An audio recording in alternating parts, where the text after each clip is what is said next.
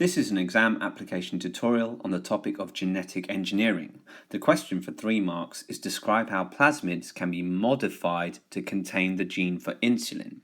Describe, so you're basically stating the steps in a process, how plasmids can be modified, that means changed, to contain the gene for insulin. So the translation for this would be, how do we obtain and insert the gene for human insulin into the plasmid of a bacteria cell? This sounds very complicated, but it's actually very easy. Firstly, you have to get the gene for human insulin. You can say that by saying isolate gene for human insulin.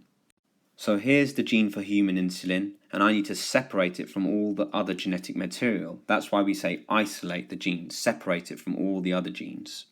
I can do this using restriction enzymes. Restriction enzymes basically cut DNA at specific points, and that enables us to remove that gene for insulin.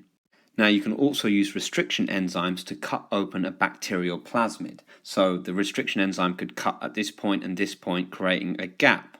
So second mark, use restriction enzymes to cut the plasmid. You don't actually need to talk about restriction enzymes to isolate the gene, though you can if you want. You could add, you cut with restriction enzymes to leave sticky ends, but you don't have to go into this level of detail. It is a bit advanced for this stage.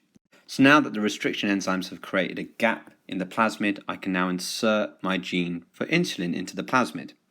So the final mark is insert human insulin gene into plasmid. Easy. Isolate gene from human insulin, use restriction enzymes to cut the plasmid, insert human insulin gene into plasmid. So the question actually sounded a lot more complicated than what actually was going on.